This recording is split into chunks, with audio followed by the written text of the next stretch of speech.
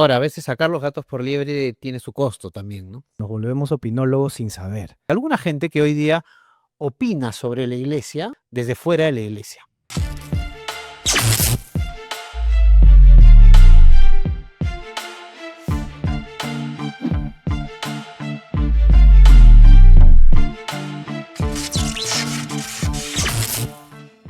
Hoy día tenemos un programa especial. Nuestro invitado se llama Sebastián Blanco Eguiluz. Él es psicólogo de la Universidad Católica de Buenos Aires, tiene maestría en liderazgo, desarrollo personal e innovación, ha sido docente de ética, filosofía, teología en la Universidad Salvador de Buenos Aires. Hoy es director ejecutivo y fundador de Origen, Vanguardia y Cambio Cultural. Bienvenido, Sebastián. Gracias, Daniel, por la invitación. Un gusto estar acá ahí con tus televidentes y oyentes. Sí, mira, una de las características más importantes de Canal B es que podemos hablar con total libertad, así que te he traído, siéntete en la confianza de poder decir las cosas que no se pueden decir en otros espacios, así que no hay ningún problema. Y te lo digo porque he estado siguiendo tu contenido, tú has creado un espacio dentro del canal de Origen en el YouTube que se llama Gatos por Liebre. Así es. ¿Cómo así la idea? ¿Por qué? ¿Necesidad de qué? ¿Quisiste cubrir? ¿Cómo nace Gatos por Liebre? Yo creo que la inquietud sale desde una inquietud personal, pero también compartida con el equipo de Origen, ¿no? Y tratando de abarcar sobre todo dos ámbitos de la vida social, ¿no? Por un lado, todo lo que yo soy católico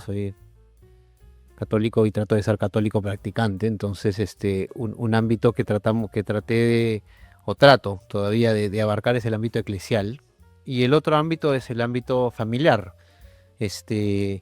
porque hace no muchos años he formado una familia y veo la cantidad de desafíos que se presentan en ese ámbito, ¿no? Entonces, y el nombre responde un poco a que hay puesto una cultura, como tú bien sabes, y además tratas en extenso en tu programa, una cultura que podríamos englobar como progresista, ¿no? Que se viene infiltrando a veces de manera más camuflada y a veces de manera más descarada en muchos ámbitos de la sociedad, por no decir en todos. Y justamente dos de esos son la familia y la iglesia, ¿no? Entonces, ¿es una forma de denunciar alguna cosa? Sí, de denunciar o de tratar de despertar conciencias, de informar también, ¿no? Porque no todas son denuncias. Algunas cosas son simplemente ponerle luz o más luz a algunas temáticas o algunos hechos que simplemente poniéndoles luz se hacen evidente de que ahí hay gato por liebre, ¿no? Y en otras es tratar de con información sustentada y verdadera que el que lo ve diga, pues acá yo pensaba que era A y termina siendo B, ¿no?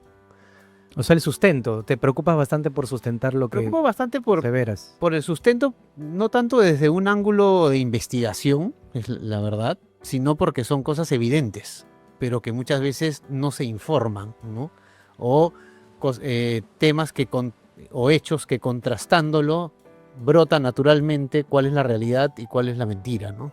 Cuál es el gato y cuál es la liebre, por hacer alusión al nombre del programa. Ya, pero ¿tú crees que en esta sociedad moderna se pueda estar traficando mucho en ese sentido? Es decir, que nos están vendiendo en muchos aspectos gatos por liebre. Mira, hoy día mucha de la opinión pública y por lo tanto de la conciencia pública se forma a través de los medios de comunicación, ¿no? Y los medios de comunicación son una herramienta extraordinaria justamente para poder informar y para poder formar, pero al mismo tiempo tienen el poder de informar de informar o formar de acuerdo a la realidad y a la verdad, o de informar o formar de acuerdo a mi propia realidad y mi propia verdad que quiero imponer por sobre otros, ¿no? También tienen la posibilidad de ocultar. O de desinformar, o de malinformar. O malinformar, o como se dice en Argentina, de vender humo, ¿no? O sea, vendes humo por un lado y tapas lo que realmente está ocurriendo por otro, ¿no? Entonces, yo creo que sí, que en el mundo que vivimos hay mucho gato por liebre, ¿no? Y a veces incluso no es con mala intención, sino que el conocimiento va desarrollándose también, ¿no? Yo ahora que soy esposo y que soy padre, ¿no? Y mi hijo es pequeño, tiene 3 años y medio, yo estudié psicología Y claro, lo que yo estudié de psicología infantil hace muchos años, hoy día pues ya quedó en el pasado. Entonces uno dice que me engañaron. No sé si había una intención de engañar, ¿no? Claro. Pero yo no sé si lo de hoy también, si lo de hoy es realmente verdadero. De repente en 10 años vuelve a cambiar, ¿no? Y hay otras ocasiones en las que sí hay una intención de camuflar una realidad y venderte gato por liebre, ¿no? Yo creo que sí, hay varias instancias en las que es así. Por ahí lo más conocido, lo más divulgado es en el ámbito público, en el ámbito político, en las promesas no cumplidas, ¿no? En las expectativas falsamente generadas, que se alejan finalmente de la realidad, ¿no? ¿Y tú te acuerdas cuál ha sido el contenido que más ha jalado con respecto, inesperadamente tal vez, en el canal de Origen y a través de Gato por Liebre?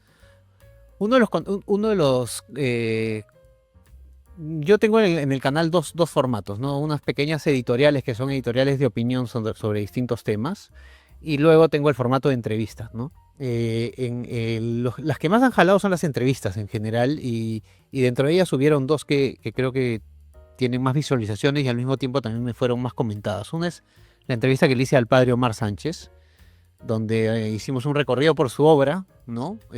Creo que es un sacerdote que vive para los pobres en medio de los pobres. Pero también hicimos un recorrido sobre su visión de la iglesia, ¿no? Y en esa visión de la iglesia él fue muy crítico con muchos aspectos de la formación de los seminaristas, de cómo se usa el poder en la iglesia, de la jerarquía eclesial, etcétera, y eso tuvo bastante repercusión. Y la segunda entrevista fue una entrevista que... Hay dos entrevistas más. Una que le hice a un filósofo español que se llama Carlos Díaz, perdón, donde también hablamos de la iglesia desde su perspectiva. Él tiene mucha experiencia eclesial, ha participado de distintas instancias, y esa entrevista fue cuando recién empezaba el canal y las visualizaciones aumentaron bastante a partir de esa entrevista, ¿no? Esas dos. Y la tercera es una entrevista que hice con la temática, no sé si recuerdas, un poco antes de la elección del nuevo Papa León XIV, el cardenal Cipriani estuvo en Roma y participó de algunos de los eventos previos al cónclave, ¿no? A las sesiones del cónclave. Y eso causó bastante ruido mediático acá en Perú y sobre todo en España, ¿no? Entonces, hicimos una entrevista en base a ese tema y eso fue también bastante visto y bastante comentado, ¿no?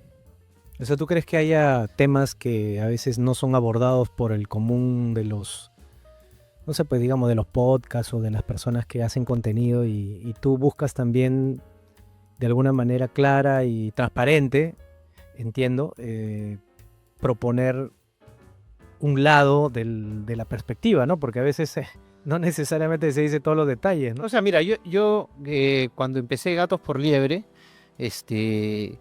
comenté, ¿no? En mi primera presentación, por decirlo de alguna manera, que yo he tenido muchos años de mi vida he pertenecido a una congregación religiosa, ¿no? El Sodalicio de Vida Cristiana. Casi 20 años, ¿no? Y en algunos momentos de esa pertenencia he ocupado algún cargo de autoridad, ¿no? Y eso me ha permitido entrar en relación con el mundo eclesial, ¿no? Con algunas jerarquía eclesial, con otras congregaciones, más allá de la labor pastoral que también te da muchísima experiencia. Entonces, un poco la intención en ese ámbito eclesial, en ese ámbito de la Iglesia Católica, la intención de Gatos por Liebre no es hacer una denuncia amarillenta, ¿no? Sino que es más bien a partir de la experiencia, de la opinión de otro, de buscar la verdad, ¿no? Poner sobre la mesa ciertas temáticas que tal vez están abriendo la puerta a que corrientes, por llamarlo así, progresistas, empiecen a infiltrarse dentro de lo que es la comunión eclesial, ¿no? Lo que es la doctrina, lo que es la buena práctica pastoral, y finalmente lo que es la vivencia de la vida cristiana en el seno de la familia, en el día a día, del joven, del niño, del adolescente, del padre de familia, ¿no? ¿Pero a qué te refieres? ¿A como cosas como la teología y la O sea, salvación? podemos irnos desde el ámbito más académico, que la última entrevista que tuve fue con el doctor Gustavo Sánchez, que es un teólogo, es un académico, es un teórico. Trabaja en la Facultad de Teología. Profesor de la Facultad de Teología, vicerrector de la misma, donde abordamos lo que se trató en el CELAM, ¿no? Que es la reunión de obispos de Latinoamérica y el Caribe. Y la mirada de ahí evidentemente es más académica, ¿no? Más conceptual, desde la mirada del doctor Sánchez, que también tuvo un buen jale la entrevista, ¿no? Pero también hay cosas muy prácticas, o por llamarlo de una manera prácticas, o que suceden en el día a día, como la obra de teatro María Maricón cuando se iba a presentar en la Universidad Católica, la Pontificia Universidad Católica, ¿no? Yo también saqué un par de episodios sobre eso, diciendo, bueno, acá hay un gato por liebre, digamos. No sabemos quién es el autor último de permitir esto de acá, pero en una universidad católica, en el espacio de una universidad católica, no se nos puede vender que esto es normal, ¿no? Si fuese la libertad de expresión, libertad de arte, etcétera, todo bien, pero hay contextos en los cuales hay cosas que no se pueden dar, Claro, ¿no? Es como ir a un matrimonio en sandalias, pues, ¿no? claro, o sea, claro, y hay una ofensa de por medio, ¿no? En este caso. Entonces, como te digo, va desde cuestiones muy teóricas hasta cuestiones muy de la vida cotidiana, de la iglesia local o internacional, y en el ámbito de la familia lo mismo, ¿no? Hay leyes que se promueven en el Congreso o que terminan siendo debatidas en el Pleno, que afectan la vivencia de la familia, la vivencia del desarrollo educacional de los hijos o de la potestad de los padres sobre los hijos, donde también a veces se da gato por liebre, digamos, ¿no? Ya sea porque no se le hace mucha luz y pasan por debajo de la, ¿no? de la atención de todos, o porque en la misma redacción de las leyes o de los proyectos de ley o de las iniciativas legislativas hay una confusión. Entonces hay que explicar bien de qué se trata eso, ¿no? Y no es que yo sea un erudito en todo, por eso trato de invitar gente que en ciertos temas sea más erudita que yo y puede explicarlo con claridad, ¿no?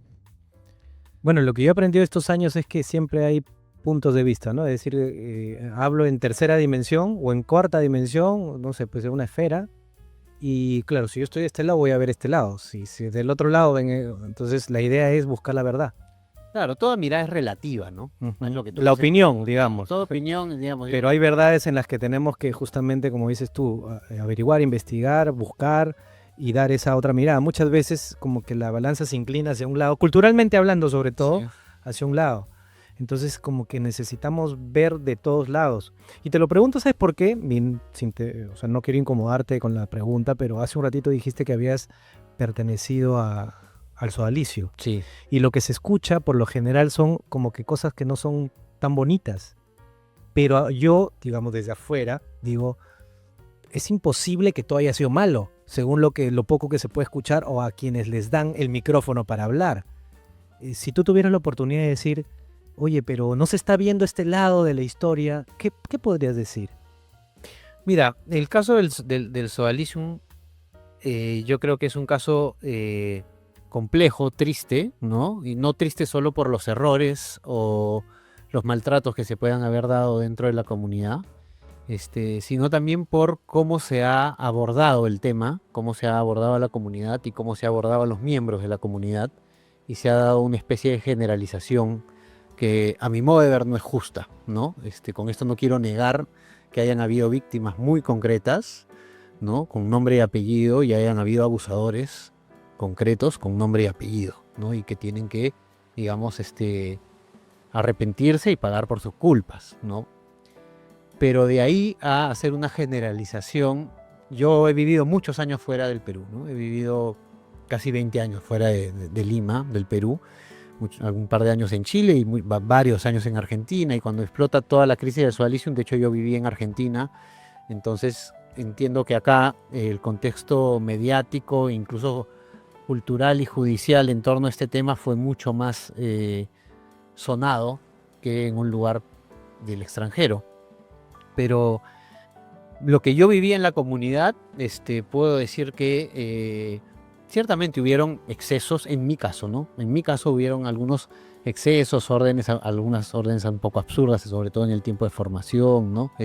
Es una comunidad que ha tenido por existencia menos de 50 años, ya fue suprimida, ¿no? Dentro de la vida de la iglesia es una comunidad joven. Lo juvenil no justifica ciertos abusos, como te digo, claros, determinados, y que tiene que, digamos, pagarse por eso y resarcirse el daño hecho, ¿no? Pero la juventud de la comunidad también te lleva a cometer errores que hoy día no los volverías a hacer, ¿no? Con una vida más adulta, digámoslo así. Entonces, mi experiencia no ha sido en general negativa, ¿no? En el sodalicio. Yo diría que si uno, digamos, Pero si te preguntaran, ¿tú cambiarías? Es decir, ¿has sido enriquecido por el sodalicio? yo creo que he sido enriquecido por la vida de Dios, ¿no? Y Dios, de alguna manera, en su plan, ha querido que yo sea parte del Sodalicium y yo me entienda como miembro del Sodalicium por muchos años, no más, casi 20 años, digamos, de mi vida. Entonces, Pero has conocido gente extraordinaria, supongo, también. sí, claro, y nunca he negado y mantengo buenos amigos en el Sodalicium. Bueno, ya no existe el Sodalicium ahora, pero Ujú. en lo que era el Sodalicium hasta hace poco, digamos, ¿no? Buenos amigos, claro que sí. Entonces, que se le entienda como una organización criminal o como una organización sectaria, me parece que no responde a la realidad, ¿no?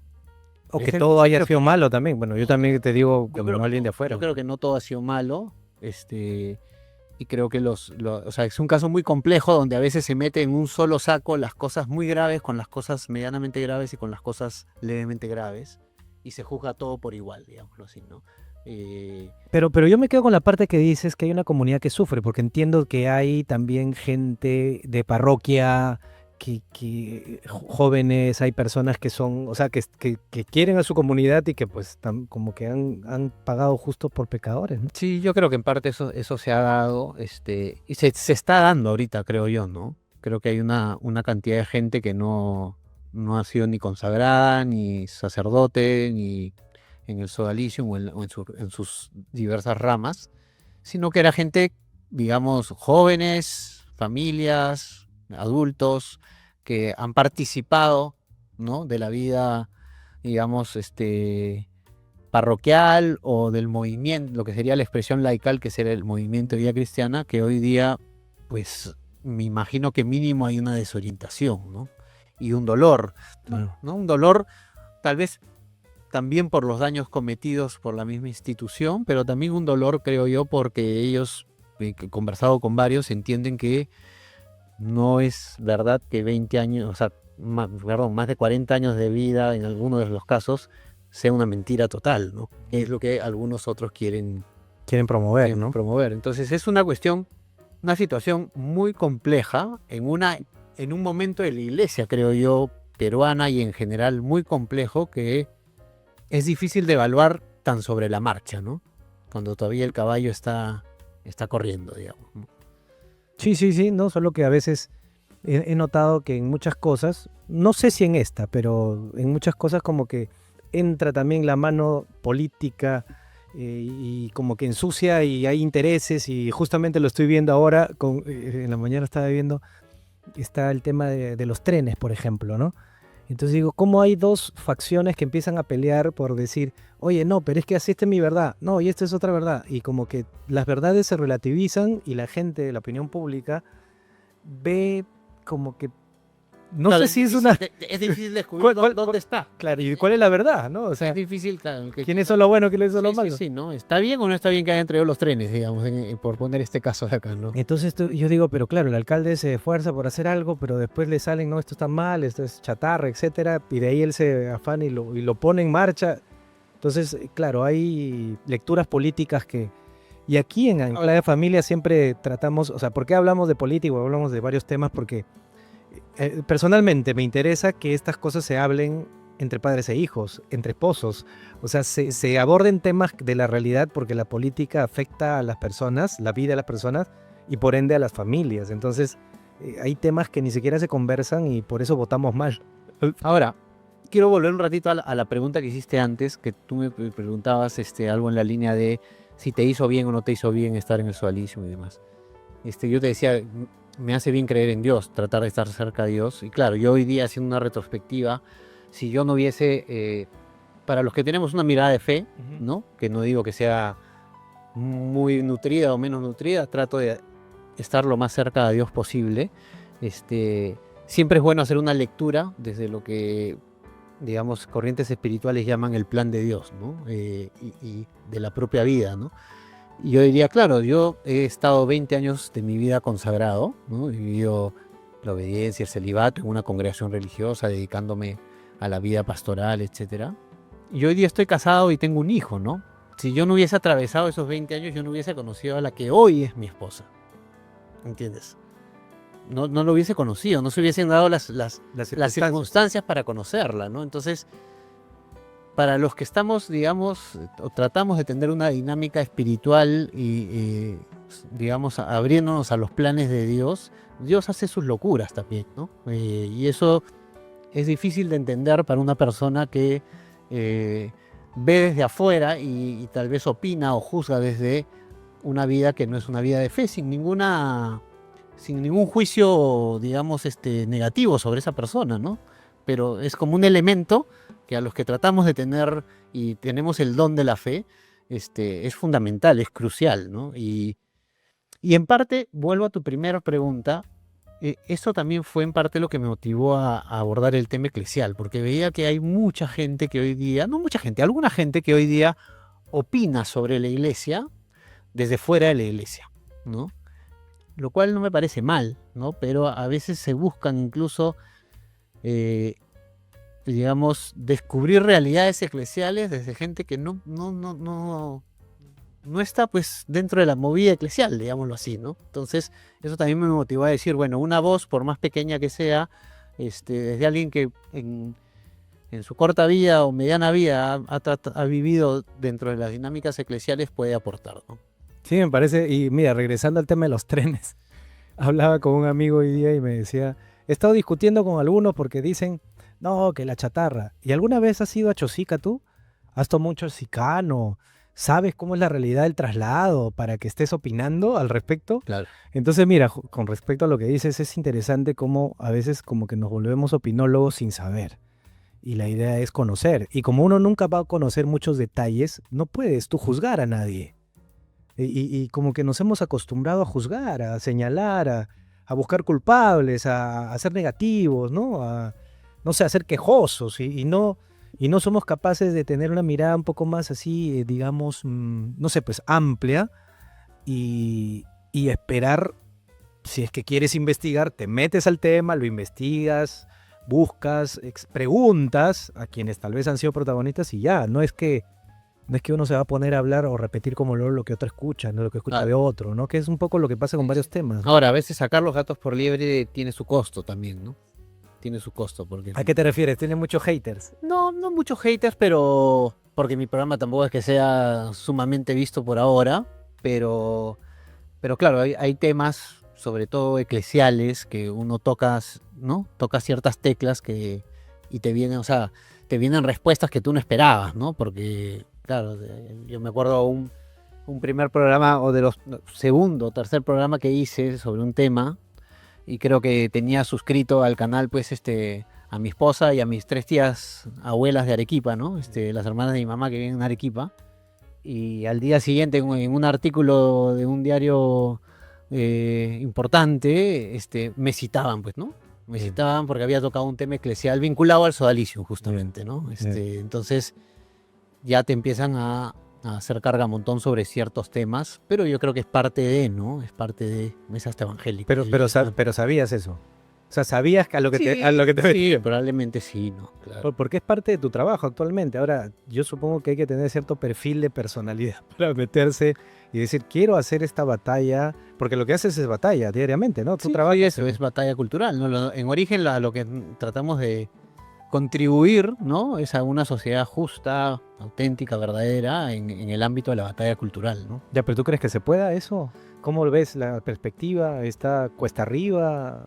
O sea, ¿cómo sientes tú el ambiente, digamos? Yo creo que este término batalla cultural, pues, es más o menos reciente, por decirlo de alguna manera, pero más allá de que el término sea reciente, siempre ha estado esa lucha por los contenidos en la historia de la humanidad, ¿no? Entonces, el que esté cuesta arriba o no, si bien es algo que hay que tomarle la temperatura, no, digamos, no es necesariamente el síntoma que tiene que definir nuestra actitud, ¿no? ¿A qué me refiero?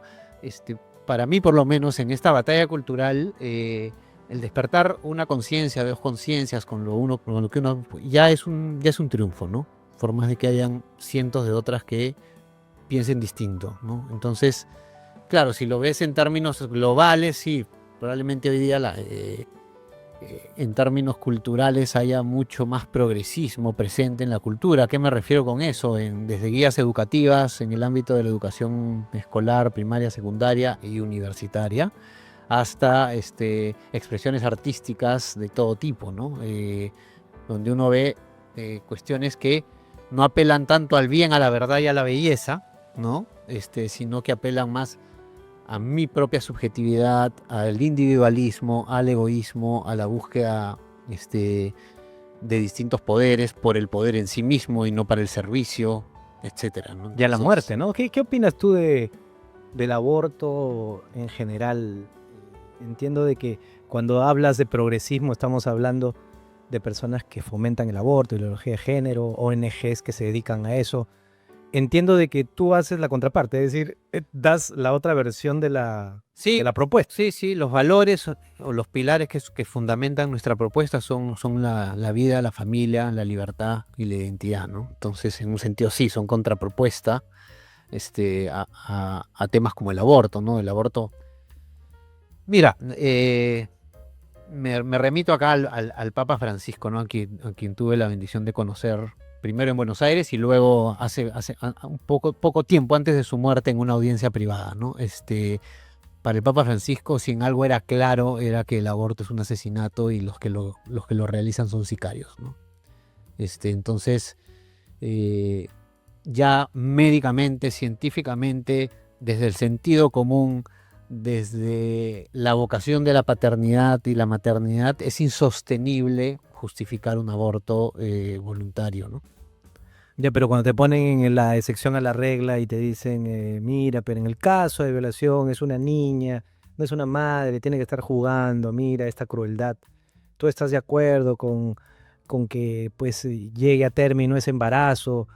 ¿Qué haces cuando pues te salen con el discurso justamente feminista para... Son dos vidas, ¿no?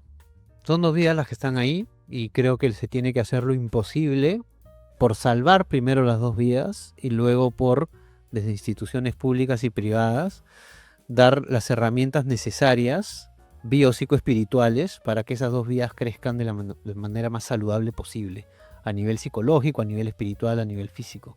O sea, hay otras soluciones que no son necesariamente matar. Que no digo que sean fáciles. Como matar a alguien, evidentemente no es fácil, ¿no? Pero yo, una niña violada que decide seguir con su embarazo y tiene a su hijo y luego decide quedarse con él o por alguna razón darlo en adopción, ningún camino es fácil ante esa situación. Ningún camino es fácil. Pero la opción es por las dos vidas. Es decir, por más difícil que sea el camino, se justifica porque vas a salvar dos vidas y le vas a dar las mejores condiciones, o tendrías que buscar darle las mejores condiciones de vida a ambas. O sea que no se va a solucionar el problema si es que hay un aborto, porque es lo que más o menos nos venden las ONG feministas, ¿no? Vamos a solucionar eliminando a esta persona, aunque no te dicen persona, no la reconoce como persona, y te juegan el discurso, ¿no? Es que eso es insostenible, ¿no? ¿Cómo solucionas el problema con un aborto? No se puede. ¿Qué problema se soluciona con el aborto? Se crean más problemas, creo. Claro, o sea, yo no soy médico, soy psicólogo, no he ejercido mucho, pero algunos conceptos tengo, y no se va a solucionar un problema, ¿no? Creo que es insostenible no solo al sentido común, a la ciencia psicológica, a la ciencia médica, empírica, no hay solución. O sea, la solución para una buena vida es la vida. O sea, ¿no? O sea, es salvar las dos vidas, apostar por las dos vidas. Ya, pero cuando iniciamos el programa me hablaste del progresismo. Algunas personas pueden decir, oye, pero ¿por qué él podría estar en desacuerdo con el progreso? Habría que aclarar algo ahí, porque supongo que no es el progreso por el progreso, sino es como un título que se le ha puesto a la gente que en nombre del progreso, ¿no? Según como entiendo, sí. ¿No? O sea, un poco la cuestión del progresismo propiamente es, digamos, tomar lo nuevo como bueno. Y que todo lo anterior está mal. Claro. y descartar lo antiguo o lo que viene del pasado, lo que viene de las tradiciones, ¿no? De las herencias, de la historia como algo malo, y lo nuevo siempre tiene que chancar y en algunos casos desterrar o eliminar lo antiguo, ¿no? Entonces me parece que esa mirada es una mirada bastante parcial, bastante ciega, ¿no? Cuando la historia de la humanidad nos demuestra que, digamos, evidentemente hay que tener un anhelo y incluso una sed de siempre ir para adelante, ¿no? De innovar, de este espíritu de vanguardia, pero que eso sin fundamentos sólidos, y la solidez viene de conocer tu historia, desde tu historia personal, Claro. hasta la historia de tu entorno inmediato, hasta la historia de tu país, ahora que estamos en el mes patrio, ¿no? La solidez se da en el conocimiento y en el amor a tu propia historia. Y ese amor a veces implica amar cosas que no fueron agradables en tu propia historia, personal y patria, ¿no? Lo cual no implica aceptarlas como buenas, pero igual hay que amarlas, ¿no? Porque hemos aprendido, porque Cuando- hemos pasado por ahí. Cuando uno ama a una persona, no puede amar solo lo bueno de esa persona, ¿no? Porque no existe una persona perfecta. Exacto. Pues, Entonces, no existen historias perfectas, Claro. no existe pasado perfecto. Entonces, la solidez de una proyección hacia el futuro con un real progreso, creo que el sentido común nos hace ver que no se puede dar si no hay anclas profundas en el pasado, en la historia, en las tradiciones que son expresión de aquello que permanece y potencia al ser humano para bien, ¿no? Hay ciertas cosas Los cimientos. en la historia permanecen, ¿no? En filosofía diríamos, pues, las propiedades del ser, ¿no?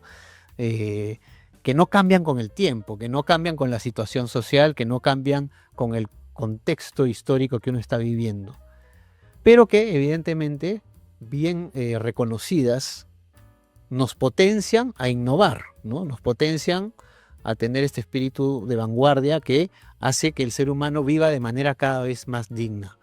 Cuando uno se olvida del pasado y por lo tanto deja de reconocer estos cimientos profundos y estables, lo que viene hacia el futuro es más salvajismo, ¿no? Menos civilización.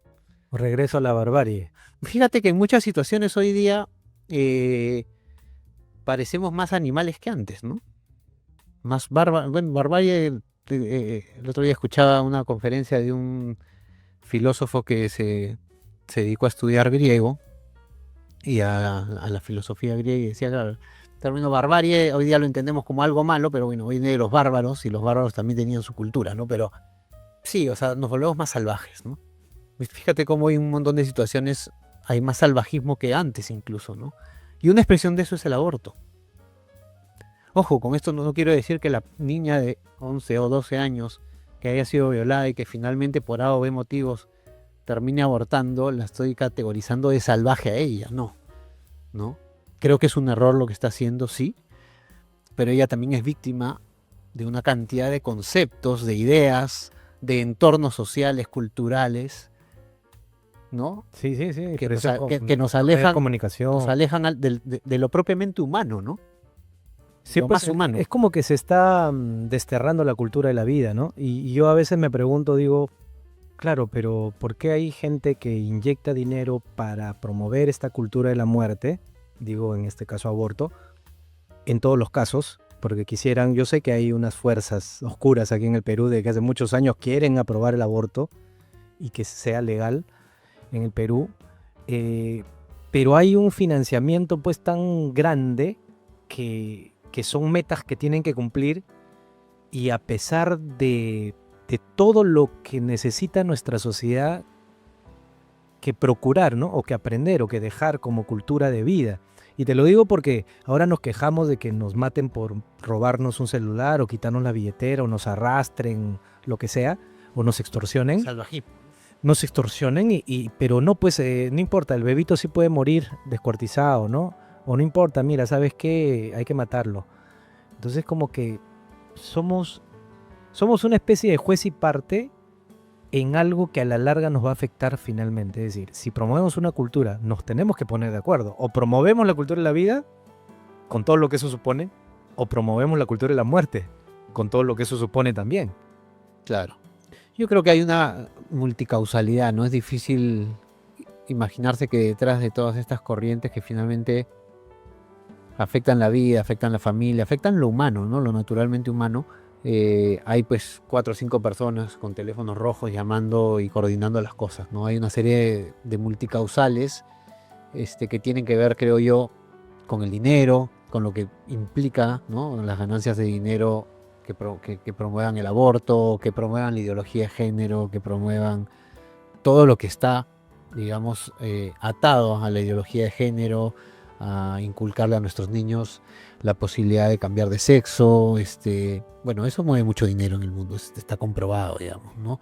Yo creo que hay unas ansias de poder muy grandes, ¿no? La soberbia y el poder siempre han sido, digamos, espacios. La soberbia porque en sí misma es mala, pero el poder siempre ha sido un espacio donde el ser humano se ha visto tentado de cometer grandes atrocidades, ¿no? Cuando el poder puede ser usado para al mismo tiempo hacer mucho bien, ¿no? Pero yo creo que hay una ansia de poder desmedido que te hace sentirte finalmente superior, triunfador por sobre el otro, ¿no? A costa del otro. Intereses políticos, yo creo que es una multicausalidad difícil de identificar también, ¿no? Pero que juegan, digamos, en común, que así no estén articulados, pareciera que estuviera, porque yo creo que hay grados en los cuales, claro, se puede estar más articulado, menos articulado, y hay una agenda común que es ir contra la familia, contra la vida, contra las tradiciones, en el caso del Perú, contra aquello que es lo más propio del peruano, ¿no? Que, gracias a Dios, rescata estos valores tradicionales de la vida, de la familia, del amor por la patria, del amor por los suyos, de las costumbres tan propias que tienen nuestras distintas regiones y ciudades del Perú, ¿no? Que son muy sanas, ¿no? Ya, pero eso podría cambiar, ¿ah? Porque tú que has vivido en Argentina, cuando en el 2005 aprueban la ESI allá, entiendo que tú más o menos has visto la historia de progresión y cómo ya en el 2018 el debate, pañuelos verdes contra pañuelos celestes, sí, cómo habían sembrado toda una no sé si varias generaciones ya que salieron a la calle si yo quiero aborto. Mira, de hecho para mí cuando volví al Perú, que fue en el año 2019, y luego al año o a los 2 años empecé a entrar más y fundamos Origen y empezamos a entrar más en este tema de la batalla cultural acá, y empecé a reconocer, ¿no? El ámbito legislativo, el ámbito mediático en el Perú, etcétera, político. Fue, digamos, yo les comentaba a los que trabajábamos en la oficina, esto ya pasó en Argentina hace 8 años, ya pasó en Argentina hace 9 años, ¿no? Hace 5 años, los ejemplos que tú pones y otros muchos más, ¿no? O sea, acá ha llegado con retraso, gracias a Dios. Y creo que la identidad del peruano, digamos, ha permitido que eso no avance a la velocidad que ha avanzado en otros países, ¿no? Legislativamente, culturalmente también. Ya, pero eso es una ventaja que desde mi perspectiva lo único que te hace es ganar un poquito de años de ventaja como para que salgan voces claro, disidentes, entre comillas, para poder contrarrestar un poco esa avalancha, ¿no? Hay que despertar conciencias, ¿no? Hay que despertar conciencias y hay que, digamos, junto al bienestar económico, ¿no? Que en sus idas y venidas el Perú lo ha mantenido por muchos años, tiene que venir una preocupación por los temas transversales, ¿no? Que no dependen del gobierno del momento, ¿no? ¿Cuáles serían esos?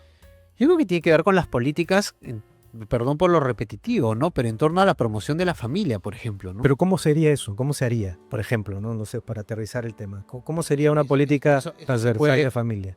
Eso se puede plasmar desde, digamos, la promoción de una familia en la medida de lo posible. A ver, nosotros hicimos una encuesta ya hace un par de años sobre la familia, ¿no? Y más del 95% de los peruanos reconoce a la familia como la principal institución a la cual recurriría en un momento de crisis, la cual valora más. En vez de tener una, digamos, una resolución en la cual el género es lo que tiene que atravesar toda la currícula nacional, bueno, tengamos un espacio donde se puedan promover políticas públicas que promuevan la familia, que promuevan la vida. Estamos cerca del invierno demográfico, ¿no? Donde la natalidad se ha visto reducida en las últimas Sería increíble, décadas en Perú, es ¿no? increíble, ¿no? Parece increíble que en el Perú ya estemos también empezando a vivir Entonces, lo que ya se vivieron en otros países. claro, con responsabilidad, digamos, con perspectiva de futuro, se tienen que promover familias numerosas, ¿no? No te digo con irresponsabilidad, pero donde la vida sea valorada, donde las políticas públicas favorezcan el tener familias con más hijos. Pero ¿No? está No todo lo solo, contrario. perdón, no solo por una cuestión de opción fanática religiosa, sino por una cuestión de que una sociedad con más hijos, con mayores oportunidades, va a ser una sociedad más próspera, realmente más próspera, digamos. Pero si en el Seguro Social, recuerdo hace unos meses, decía una mamá que la miran mal las obstetras o los doctores le mandan la indirecta o se burlan porque ya va por su tercer hijo. Dice que, ¿cómo es Bueno, posible? ¿tú cómo crees que un doctor ha llegado? O sea, ¿por qué un doctor llega a mirar Justamente, mal? ¿no? Justamente, ahí vamos justamente a lo que Esa es la estamos batalla hablando. cultural, la batalla cultural se plasma, digamos, en todas las actividades de la vida cotidiana, en nuestro caso de los peruanos. Pero por detrás de eso hay una cosmovisión, hay una manera, hay unos lentes con los cuales tú ves la realidad. Y eso parte de cómo me han enseñado a pensar. ¿Bajo qué ideas es que yo construyo mi propia vida y la vida de mis seres queridos y así sucesivamente?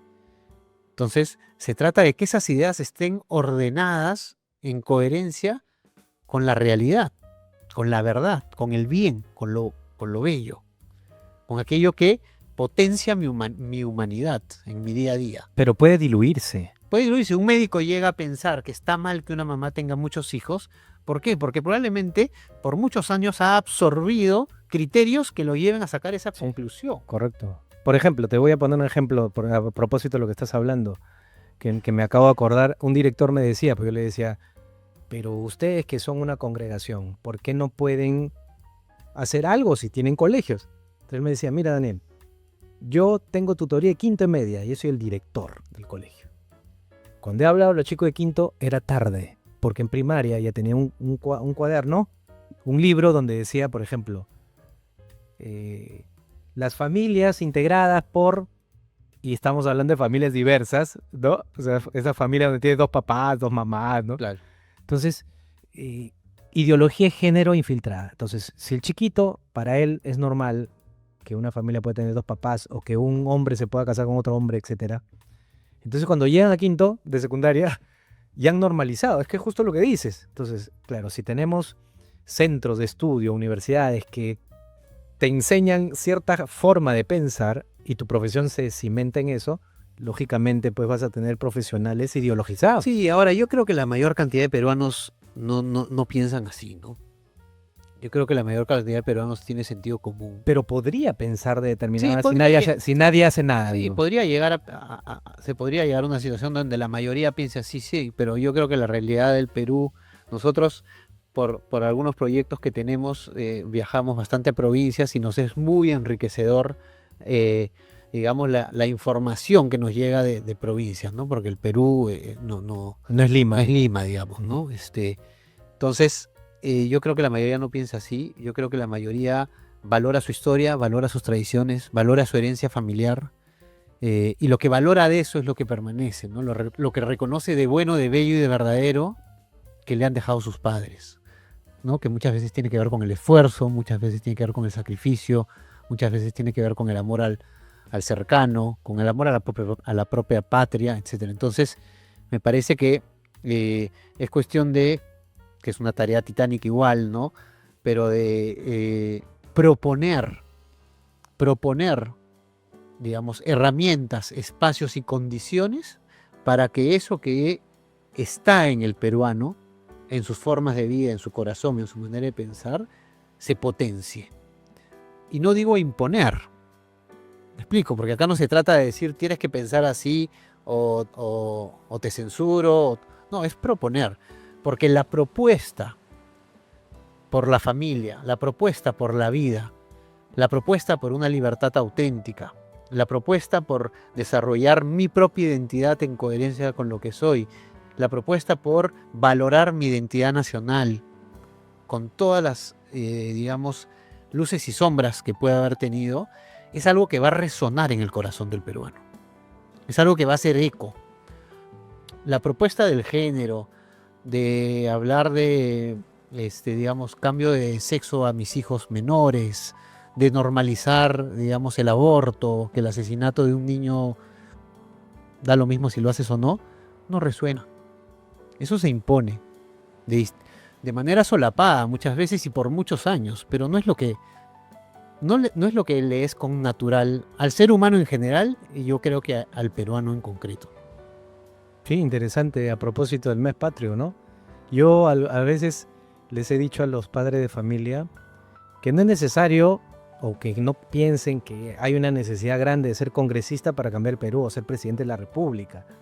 Que el gran reto de hacer patria es ser buen padre o buena madre. Creo que y le están haciendo patria. Creo que cabe la analogía, ¿no? De la iglesia con la patria, ¿no? Yo pienso, y no lo pienso yo, digamos, lo vienen diciendo varios pontífices anteriores y demás, que si bien la iglesia necesita una jerarquía, ¿no?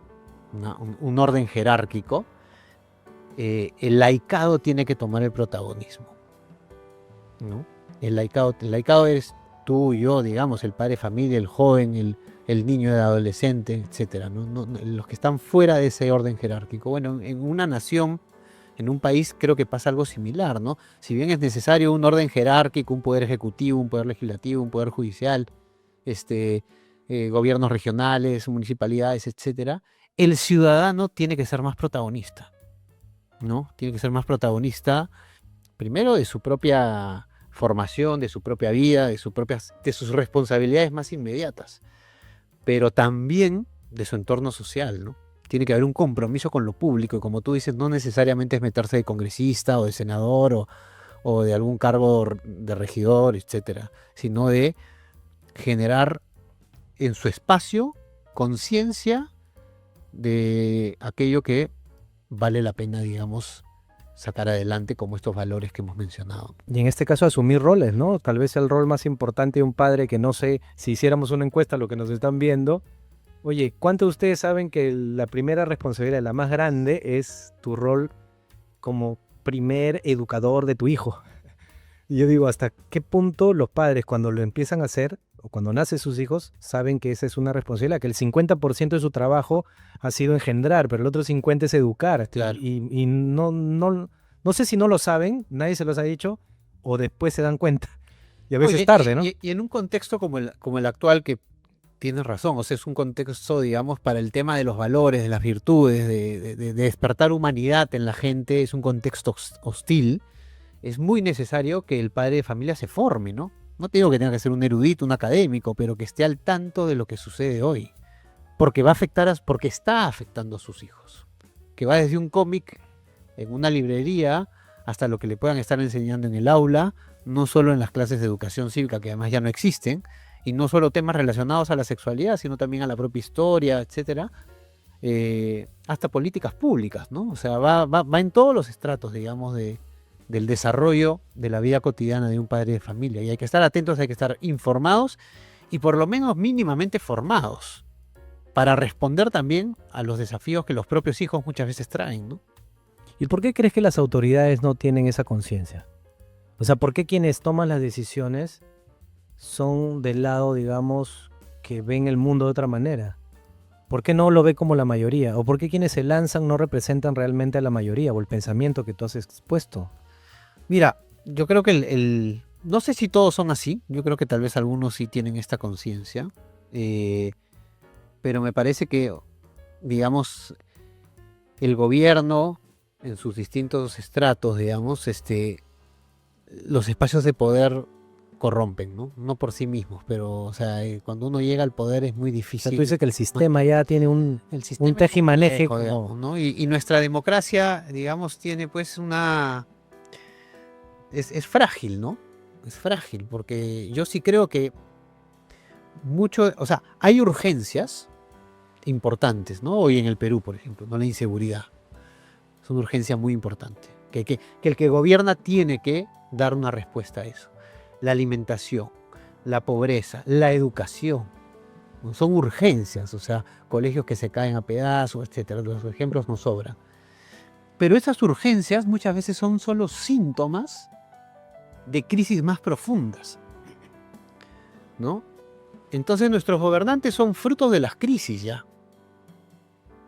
¿no? Los que llegan al poder muchas veces ya vienen, digamos, fruto de una sociedad. O sea, su propuesta, dices tú, es para apagar el incendio. Para apagar el incendio. Porque si no, no ganan las elecciones. Pues. Cuando no es para simplemente llegar al poder y buscar el beneficio propio, ¿no? Pero imagínate que efectivamente hay una inquietud por el bien común, ¿no? Que debería ser el horizonte de todo servidor público. 20 años pues de gobierno fácil, o sea, tendría que ser o sea, una proyección, una visión. ¿No? Algo sostenido. Fíjate en los países en los que vamos a lo económico, donde hay cierta estabilidad económica, pues ha tomado, a pesar de que los gobiernos, vamos a llamarlo así, sean más de izquierda, de derecha, de centro, etcétera, en lo económico se ha mantenido una línea y por eso hay, digamos, crecimiento sostenido.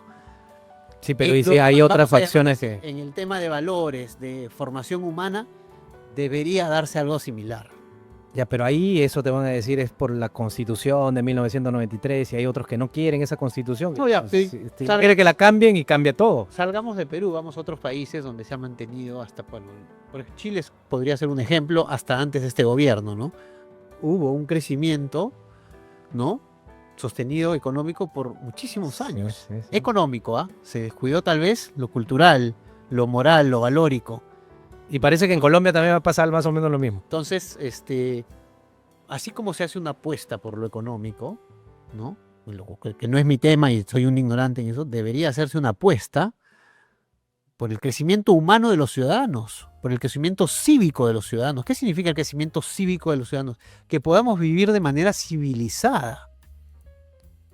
Me explico, que el país sea civilizado, donde el respeto marque el ritmo de las relaciones, donde la preocupación por el otro marque el ritmo de las relaciones, donde la preocupación por el bien común sea la primera preocupación en los gobernantes. Bueno, eso hay mucha ausencia, ¿no? En nuestros gobernantes, en nuestro país en general, digamos, ¿no? Fíjate tú, manejar en Lima es una experiencia, te dicen todos los que vienen del exterior, recibo con cierta frecuencia, porque tengo amigos en Argentina, en Colombia, con cierta frecuencia gente que viene a visitar, ¿no?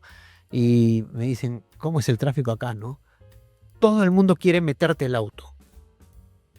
Es el chip de yo tengo que sacarle ventaja al otro porque el otro me va a querer sacar ventaja, me va a querer agredir. ¿Me entiendes? Se ve en una expresión tan cotidiana como el tráfico, que trae por detrás una especie de psicología social, ¿no? Que hay que cambiar, porque no digo que sea lo único, en paralelo a eso hay muchas otras cosas muy valorables y muy virtuosas del peruano, ¿no? Pero es un trabajo a largo plazo, como dices tú, ¿no? Bueno, te agradezco mucho, gracias por haber estado, bueno, compartiendo tu tiempo y la deferencia de haber tenido con el programa. Así que bueno, ya habrá otra oportunidad de seguir, porque íbamos a hablar más de política también. Así que será para la próxima. Gracias. No, gracias a ti, Daniel, por el tiempo. Un gusto haber estado contigo y nada, siempre con esperanza, ¿no? Gracias. Con nosotros será hasta la próxima semana, Dios mediante, aquí en Clave Familia. Chao.